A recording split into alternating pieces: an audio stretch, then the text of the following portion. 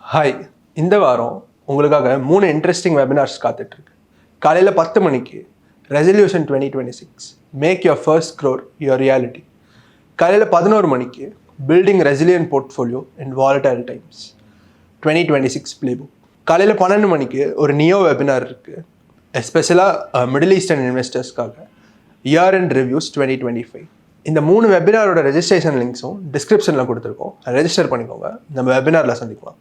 நம்முடைய பொருளாதார வளர்ச்சி இதே அளவு இருப்பதற்கும் இங்கிருந்து நம்ம இன்னும் அதிக வளர்ச்சியை பெறுவதற்கும் முதலீடு மிக மிக அத்தியாவசியம். இந்தியாவில் யார் முதலீடு செய்கிறாங்க அப்படின்னு பார்த்தீங்கன்னா, கோவிட்டுக்கு அப்புறம் பெருவாரியான முதலீடுகளை செய்தது அரசு.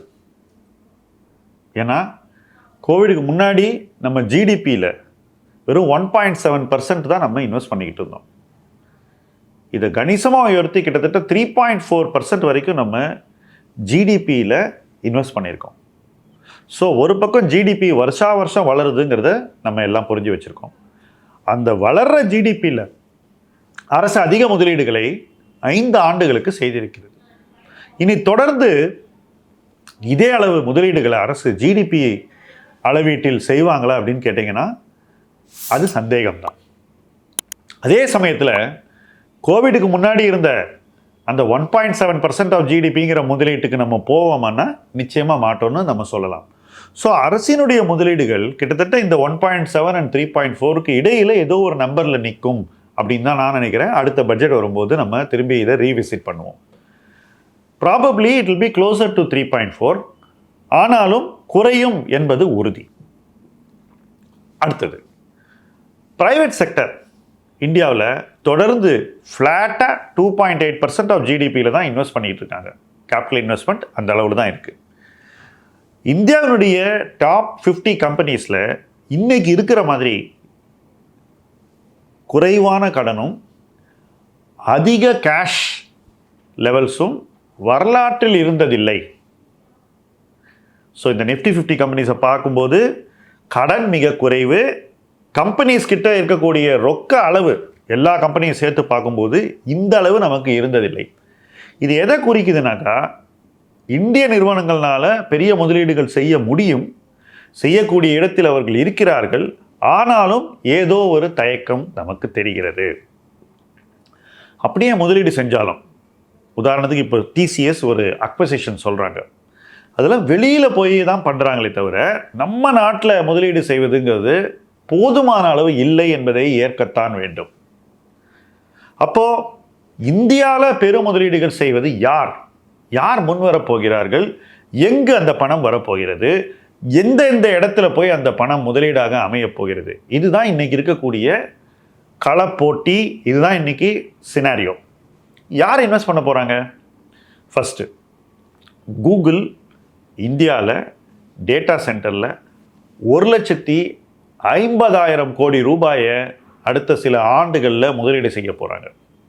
பொதுவாக ஒரு நாட்டில் ஒரு நிறுவனம் வந்து முதலீடு செய்யும்போது, அதுவும் இந்த மாதிரி 1,50,000 கோடிங்கிறது என்ன மாதிரியான தொகை, இது எங்கே போய் முதலீடு நடக்கிறதுன்றது ரொம்ப ரொம்ப கிரிட்டிக்கல். கூகுள் அறிவித்து விட்டார்கள், இந்த 1,50,000 கோடி ரூபாய் முதலீடு வைசாக், அதாவது விசாகப்பட்டினத்தில் நடக்க போகுது, ஆந்திர மாநிலத்தில். ஸோ 1,50,000 கோடி ஒரே ஸ்டேட்டில் போய் இன்வெஸ்ட் ஆக போகுதுங்கிறத நீங்கள் நோட் பண்ணிக்கிங்க. அது அந்த ஸ்டேட்டுக்கு ஒரு பெரிய லிஃப்ட். அடுத்தது மைக்ரோசாஃப்ட் 1,00,000 கோடி ரூபாய் இன்வெஸ்ட் பண்ண போகிறாங்க, அதுவும் டேட்டா சென்டரில். அது எங்கே இன்வெஸ்ட் ஆக போகுதுன்னு பார்த்தீங்கன்னா, அதுவும் ஒரே மாநிலத்தில் போய் இன்வெஸ்ட் ஆக போகுது, தெலுங்கானாவில் ஹைதராபாத்தில் போய் இன்வெஸ்ட் பண்ண போகிறாங்க.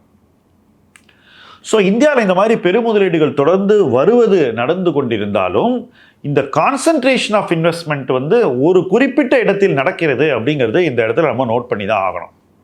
இதுக்கு முன்னாடி நிறைய மேனுஃபேக்சரிங் இண்டஸ்ட்ரீஸ் வரும்போது அது போய் முந்த்ரா மாதிரி ஒரு கிளஸ்டரில் போய் குஜராத்தில் அக்யூமுலேட் ஆச்சு, உங்களுக்கு நினைவு இருக்கலாம்.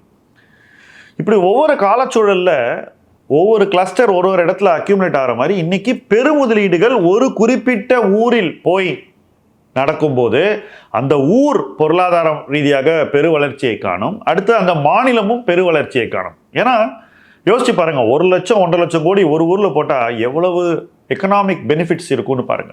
இன்று இந்த மாதிரி இன்வெஸ்ட்மெண்ட்ஸை சூஸ் பண்ணுறதுக்கு அவங்க என்னென்ன க்ரைட்டீரியா அப்ளை பண்ணுறாங்க அப்படிங்கிறத நம்ம தெரிஞ்சுக்கணும் ஆக்சுவலாக. ஏன்னா இந்த மாதிரி முதலீடுகள் 4-5 ஒரு மாநிலத்தில் நடந்துருச்சுன்னா அந்த மாநிலத்தினுடைய பொருளாதார எதிர்காலம் கம்ப்ளீட்டாக செட் ஆகிடும்.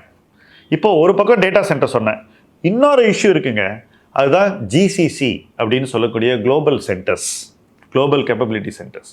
இது யார் செட்டப் பண்ணுறாங்க அப்படின்னு பார்த்தீங்கன்னா பன்னாட்டு நிறுவனங்கள், உலகளாவிய நிறுவனங்கள் அவங்களே வந்து ஒரு ஐடி சென்டர், ஒரு ஹப்பை கிரியேட் பண்ணி அவங்க உலகளாவிய ஐடி தேவைகளை அந்த ஹப்பில் இருந்து நிறைவேற்றுகிறார்கள். இப்போ நிறைய கம்பெனிஸ் சென்னையில் இருக்குது ஜிசிசிஸ். ஆனால் அடுத்த சில ஆண்டுகளில் வரப்போகின்ற ஜிசிசியினுடைய அளவு வரலாற்றில் இல்லாத அளவு அதிகமாக இருக்கும்ன்றது தான் இங்கே முக்கியமான டேட்டா பாயிண்ட். அப்போ வரலாற்றில் இல்லாத அளவு ஜிசிசிஸ் வரும்போது அந்த ஜிசிசிஸ் தங்களை எங்கே போய் லொக்கேட் பண்ண போகிறாங்கன்றது ரொம்ப ரொம்ப கிரிட்டிக்கல். ஏன்னா வேலை வாய்ப்பு உருவாக்குவது, பொருளாதார ரீதியான வளர்ச்சிக்கு அந்த மாநிலத்துக்கு துணை போவது, ஒரு மிடில் கிளாஸ் எக்ஸ்பான்ஷனுக்கு உதவுவதுன்னு ஜிசிசிஸ் வந்து அரும் பங்கை ஆற்றப் போகிறார்கள். இன்னும் சொல்லப்போனால் இதுக்கு முன்னாடி ஐடி இண்டஸ்ட்ரியை டிரைவ் பண்ணுது இந்திய ஐடி பெருநிறுவனங்கள் என்று சொன்னால், வருங்காலத்தில் இது வந்து இன்னும் ஸ்ப்ரெட் அவுட் ஆகி ஜிசிசியினுடைய பங்கு, அதாவது ஒட்டுமொத்த ஜிசிசியை ஒரு குவியலாக ஒரு பிளாக்காக நீங்கள் பார்த்தீங்கன்னா இந்தியன் ஐடி கம்பெனிஸ்க்கு நிகராக கூட இது வளரலாம் என்பது எதிர்பார்ப்பு. அப்போ இந்த நிறுவனங்கள் எங்கே போய் முதலீடு செய்ய போகிறாங்கன்றது அடுத்த பரபரப்பான எதிர்பார்ப்பு. அடுத்த சில ஆண்டுகளில் இது நிறைய டிஃபரன்சஸை மாநிலங்களுக்குள்ளே ஏற்படுத்திடும். அதாவது பொருளாதார ரீதியாக எந்தெந்த மாநிலங்கள் இந்த முதலீட்டுகளை அட்ராக்ட் பண்ணுறாங்களோ அந்த மாநிலங்களுடைய பொருளாதார வளர்ச்சி இன்னும் அதிகமாக இருக்கும், கணிசமாக அதிகமாகிடும். ஏற்கனவே ஆந்திராவும் தெலுங்கானாவும் மைக்ரோசாஃப்ட் கூகுளோடு இந்த ஒரு தொடர்பை பந்தத்தை உறுதி செய்தது அவங்களுக்கு ஒரு மிகப்பெரிய ஹெட் ஸ்டார்ட். இப்போ இதை வந்து ஜிசிசி இன்வெஸ்ட் பண்ணக்கூடிய மற்றவங்க வரும்போது இதுக்காக அவங்க பண்ணக்கூடிய இன்ஃப்ராஸ்ட்ரக்சரை நம்மளும் சேர்ந்து யூஸ் பண்ணிக்கலான்ற ஒரு மன ஓட்டத்திற்கு வந்தால் அது பிற மாநிலங்களுக்கு ஒரு டிஸ்அட்வான்டேஜாக ஆகும் என்பது நிச்சயம்.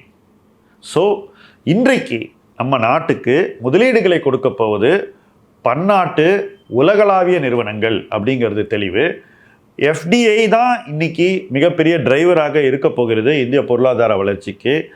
கடந்த வருஷத்தில் எஃப்டிஐ அவ்வளோ நல்லா பண்ணலை அப்படிங்கிறது உண்மை என்றாலும் இந்த ஓரிரு மாதங்கள்லேயே வந்திருக்கக்கூடிய அறிவிப்புகள் நிச்சயமாக வருங்காலத்தை பற்றின ஒரு தெளிவான பாதையை நமக்கு காட்டுகின்றன.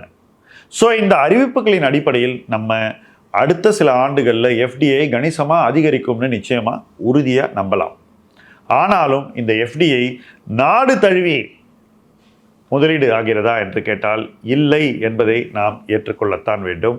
அப்போது யார் இந்த கான்சன்ட்ரேஷன் ஆஃப் இன்வெஸ்ட்மெண்ட்டை பெறப்போகிறார்களோ அந்த மாநிலங்கள் இதை பெறாத மாநிலங்களை விட கணிசமான பொருளாதார வளர்ச்சியை அடைவார்கள் என்று எதிர்பார்க்கலாம். இதை பெறாத மாநிலங்கள் ஏற்கனவே அவங்க கிட்ட இருக்கிற இன்ஃப்ராஸ்ட்ரக்சரை வச்சுக்கிட்டு என்ன பொருளாதார வளர்ச்சி வருதோ அதைத்தான் அடைய முடியும். ஸோ இன்வெஸ்ட்மெண்ட் ஓரியன்டாக போகிறதுங்கிறது பெரு முதலீடுகளை ஈர்ப்பதில் மிக மிக ஒரு முக்கியமான ஒரு ஃபோக்கஸை அடைய வேண்டும் என்பதுதான் இங்கே மையப்புள்ளி.